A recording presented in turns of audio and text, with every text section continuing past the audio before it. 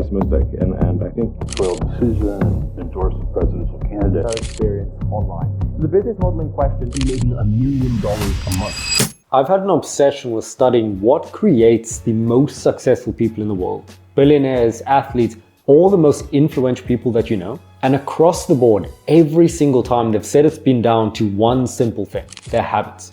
And this is simply the actions that they perform every single day consistently. And the thinking is that if you can take the same actions, the same inputs, then as an extent, you should get the exact same outputs as they got, which is the success. So in this video, I'm going to share the 6 habits that I've adopted from studying billionaires, geniuses, but also from working directly with people in the same space, so people like Iman Gadzhi, Charlie Morgan, and tons of others as well. And these are the exact habits that myself and my team is using to build a 7 and 8-figure company in the info space too. Now, habit number 1 is systems thinking. So there's a place called Silicon Valley, and this is where some of the most successful tech startups came to be, right? So people like Elon Musk, people like Peter Thiel, where these billion-dollar companies were created. And it's arguably one of the most dense in terms of financial success places in the whole world. And what we found, there were tons of studies on this, is that a majority of the founders and the CEOs of these companies, they all had backgrounds in programming or engineering. And the commonality between this is that they thought in systems. Now, what this simply means is that instead of seeing the world as this like abstract thing that no one understands how it works, is you look at it in terms of a system. And what that is looking at all the parts and how it interconnects. So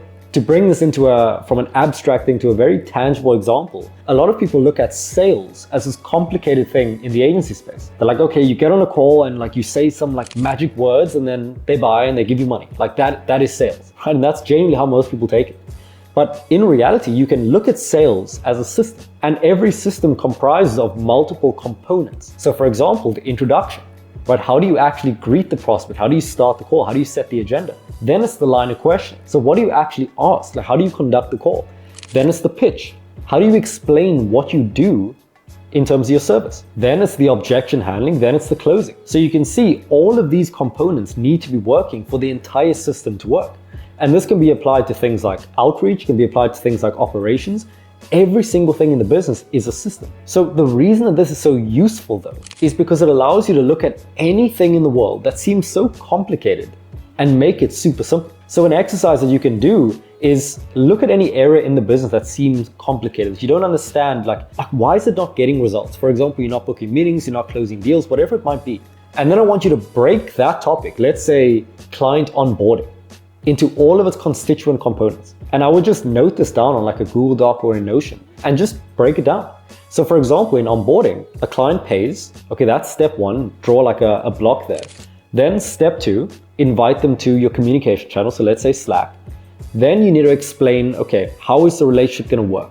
So you set the expectations, that's block 3. Then you have an onboarding call. Then you collect stuff from them. Like you can see the components to actually get to this final point of onboarding. And if you can do this, it allows you to look at every block and find the best way to do it. So an example and something we do for ourselves, for all of our clients, is we break down, let's say, the onboarding process and we automate 90%. So for example, you can have them join your communication channel, watch content on how your agency works, collect all the info they need, give them the next steps, have them submit it, and have them onboarded in 30 minutes. And it's the most seamless process ever. Now, habit number 2 is called curating inputs. So when I was starting, I got nearly all of my info from YouTube, right? I was running my first agency. It was a done-for-you appointment setting agency. And I got all my info from, honestly, like everything on the internet, right? So that's where I learned how to book the meetings, how to close the deals. And I was just watching the same stuff as everyone else. This is before I got any sort of mentorships or coaching or read any decent books. And I was thinking to myself, okay, every single other person in my position are watching free info on YouTube. So it's like, if I want to be better than everyone else, how can I progress fast if we have the same inputs, if we have the same information? And the conclusion that I came to was, look, if I want to move faster than anyone else, I need to learn from the sources that other people aren't learning from. So what I decided to do was, I spent all of the money that I had available on a course. And this course had knowledge that wasn't available for completely free. And this allowed me to shortcut from 0 to around 30K a month in probably around a couple months, when prior I spent 9 months and I couldn't even get a single book. So you might be thinking, okay, You have the information like the specialized knowledge, you have the courses where you can learn the info, but isn't there use in learning from, let's say, books or documentaries, successful people, like for example, Michael Jordan's documentary? 100%. So there's two types of education that you need.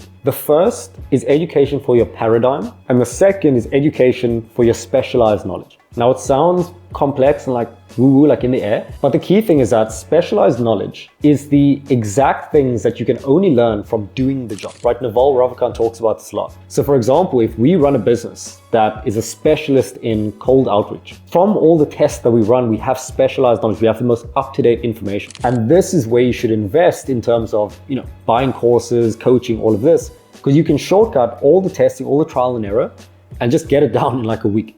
But now the other side of education is around your paradigm. And this is how you think about the world.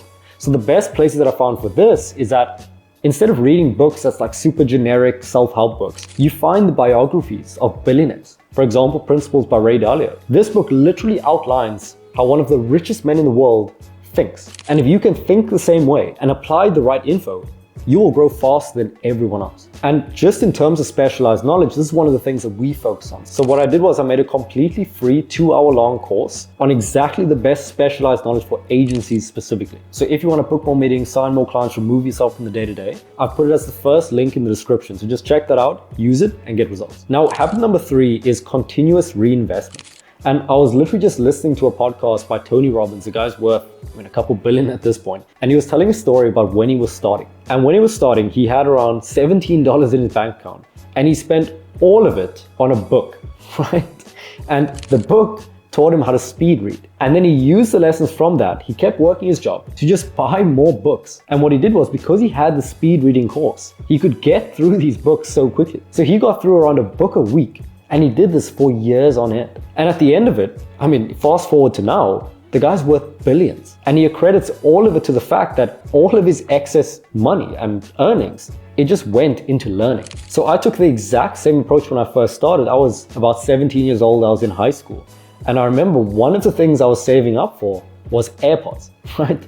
And at the time, it was more money than I had at the time. But the reason that I got that was so that when I was getting ready for school, when I was in class, when I was going home from school, when I was walking, I could listen to books. And at first I would listen to like free information on YouTube, podcasts, just business things. I didn't even have a business. But because I could listen to that, I could install the paradigm. And that allowed me to believe that business was possible, that succeeding was possible. And then once I did that, I got into the specialized knowledge. And it just allowed a low friction way to learn the information so that I could progress faster and just have a better life. So habit number 4 is eliminating all distractions. So when I started in business, I was growing up on the Sam Ovens era. If you don't know Sam Ovens, he's honestly one of the founders of the info space. And one of the biggest things that he would preach is no distractions, pure focus, pure focus. And what that looked like on a tactical level is that when I started my business straight out of high school, it was the lockdown, so I couldn't go anywhere even if I wanted to. So I was like, you know what, let me just go full on, monk mode. And what I did was I deleted Instagram. My phone was on airplane mode nearly all day. I wasn't seeing people, I wasn't seeing friends, I wasn't seeing girls, none of that. And I was just working. And that is honestly some of the most peaceful, but also most productive times of my life, because there was nothing that took away from the work. And one of the biggest lessons from that entire era was that you move faster, not by doing more things, but by doing fewer things. For example, if you are just by yourself right now, run the agency, and you're trying to manage client support, get client results, do setting, do sales force, post content, do this whole thing, while still having like a social life and all these things, it's going to be a lot more difficult than if you're one of these like UFC fighters from Dagestan, where literally all they do is just like work, eat, pray, and then sleep. Imagine competing with someone like that, where literally all they do is just the one thing, while you're trying to have like a podcast and a YouTube and a TikTok, like all these things. So it's not to say you should ignore everyone, have no friends, have no social life. But besides the fundamental things, this is what I found, besides the fundamental things like sleep, relationships, good diet, there doesn't need to be any other things. And if you just put all that energy into the work, you just naturally will progress faster than everyone else. Is anything wrong with doing other things? No. But you will just get the fastest progress. Now, point number 5 is low friction learning. Now, this is pretty similar to the point that I made on continuous reinvestment, but the key thing is that you want to make learning from the most successful people as easy as possible. So like I was saying, when I was in high school, I was ending it off and I got the AirPods. I would just devour information by successful people. For context, I didn't have a business. I didn't know a single thing about business.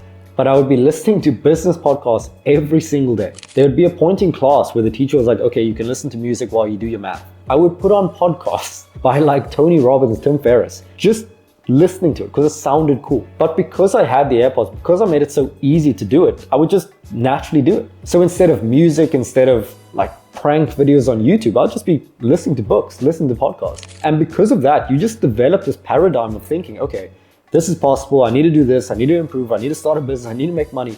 And it just changes your whole mind. Because imagine this, imagine you listen to a billionaire speaking, explaining how they think, how they view the world all day, every day. It's like by the end of it, you're just gonna think like them. In the same way, if you listen to health podcasts all day, every day, it's like imagine how you're gonna think at the end of it. You're just gonna know things. You're just gonna be in a conversation, you're just gonna mention something that you heard on a podcast, like, oh yeah, I should get sun like in the first 30 minutes of my day. Like, this is what happens when you make learning easy. So I would look at your environment now, look at what's easy. Is it to listen to music? Is it to watch YouTube? If it is, delete that and change it to something that can be more productive. For example, having Audible on your phone, having AirPods, just making this low friction. And the sixth habit is thinking time. Now, what this looks like is every single morning, this is a habit that I developed by accident, was that I had a goal document. So on this document, I listed where I want the business to be, where I want my personal life to be. I described it, I described the person I wanted to be. Everything was in there. And what I would do every single morning was I would literally walk around the house. It sounds so dumb, and it probably is. And I'd walk around the house and I would just think and I would speak through my goals. For example, at the start, I was like, okay, my goal is to get to 50K a month. How do I get there? Okay, well, I have no bookings and I need bookings. So I need to install a system to get more bookings. Now that sounds so straightforward, but most people never actually proactively think about their business. They're just on a hamster wheel, working all day. But if you genuinely spend the time, 10 minutes, 15 minutes, 20 minutes, just asking yourself, okay, what is my goal? Okay, I want to get to 100K a month. Okay, what's stopping me from doing that? It's like, okay, well, am I taking, like, is my calendar full? No, okay. Well, do I have space for more sales calls? Yes. Okay, so I need more sales calls. Then it's like, okay, what can I do to get more calls? Okay, I get setters in to do this. They can send messages. I can take the calls. I can close the clients. And that's it, right? Just doing that every day. It sounds so simple. But when we run the business, I mean, you'll obviously know this if you're running an agency or any sort of company, it's like you get so lost in the weeds. So if you can have that proactive time to think through problems, whether it's business or it's personal, right? Thinking through, in your personal life, like, does this person benefit me, right? How is this productive? How is this useful? How is this activity moving it forward? If you do this every morning, you will progress so quickly. And if you'd like a full walkthrough of what the outcomes of this thinking time is, for example, how I use it to get more bookings, how to get more calls, how to get myself out of the day-to-day, again, just check the training in the first link in the description that walks you through every single step you need to take to go from 0 to 100, 200K in the fastest amount of time possible.